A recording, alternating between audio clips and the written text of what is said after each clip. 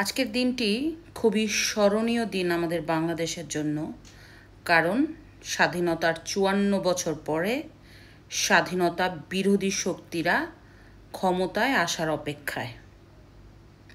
১০ই সেপ্টেম্বর ২০২৫ সাল বাংলাদেশের জন্য স্মরণীয় একটি দিন, যা ইতিহাসের পাতায় লেখা থাকবে যতদিন বাংলাদেশ থাকবে।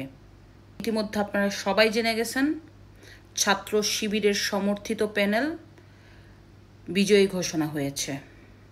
খুবই দুঃখজনক ব্যাপার যে আমাদের বাংলাদেশের নাগরিকরাই স্বাধীনতা বিরোধী শক্তিদের ক্ষমতায় আনলো। কেন আনলো? তারা মুসলিম। কেন আনলো? তারা নাকি ক্ষমতায় আসলে এই দেশ একটা মুসলিম রাষ্ট্র হবে। কেন আনলো? তাদের ভোট দিলে নাকি ভোটাররা বিনা বিচারে বেহেশতে চলে যাবে। এই ধরনের ভুল বিভ্রান্ত ছড়িয়ে খুব কৌশলগতভাবে বাংলাদেশের অবুঝ মানুষের ব্রেন ওয়াশ করে আজকে স্বাধীনতা বিরোধী শক্তিরা ক্ষমতার দ্বারপ্রান্তে।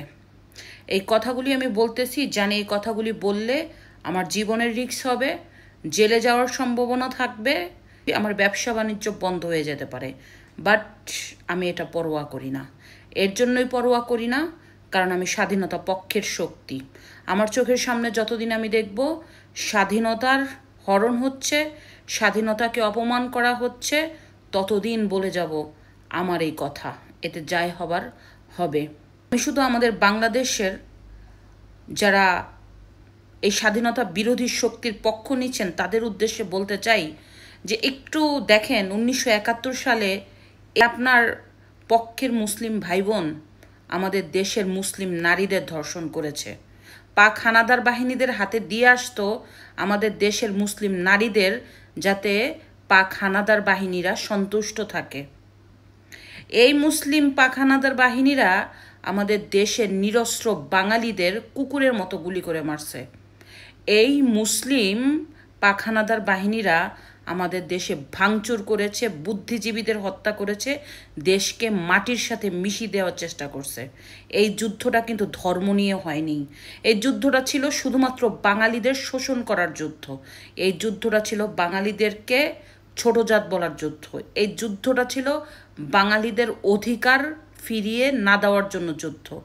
অথচ আমাদের এই বাংলাদেশের মানুষ স্বাধীনতা বিরোধী শক্তিদের পাশে দাঁড়িয়ে স্বাধীনতাকে কলঙ্কিত করছে। কিন্তু যারা আজকে স্বাধীনতা বিরোধী শক্তিদের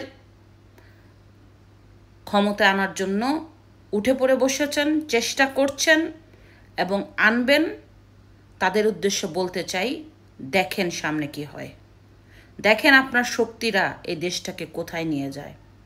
আজকে প্রকাশ্যে যারা বলে আমি পাকিস্তানি থাকলে ভালো হতো, আজকে প্রকাশ্যে স্বাধীনতা বিরোধী শক্তি বলে আমরা পাকিস্তান ছিলাম, ভালোই ছিল। আজকে প্রকাশ্যে স্বাধীনতা বিরোধী শক্তি বলে ভাইয়ে ভাইয়ে যুদ্ধ। আজকে প্রকাশ্যে স্বাধীনতা বিরোধী শক্তিরা স্বাধীনতার শহীদদের নিয়ে প্রশ্ন তোলে। আজকে প্রকাশ্যে স্বাধীনতা বিরোধী শক্তিরা বাংলাদেশের মা বোনের ধর্ষণ নিয়ে প্রশ্ন তোলে। ধিক্কার জানাই এই শক্তিদের। যত শক্তিশালী হোক স্বাধীনতা বিরোধী শক্তি, আমি স্বাধীনতার পক্ষে থাকব। এতে জীবন যাবে, জেল যাবে, যাই যাবে যাবে, তারপরও আমি স্বাধীনতা পক্ষের শক্তি।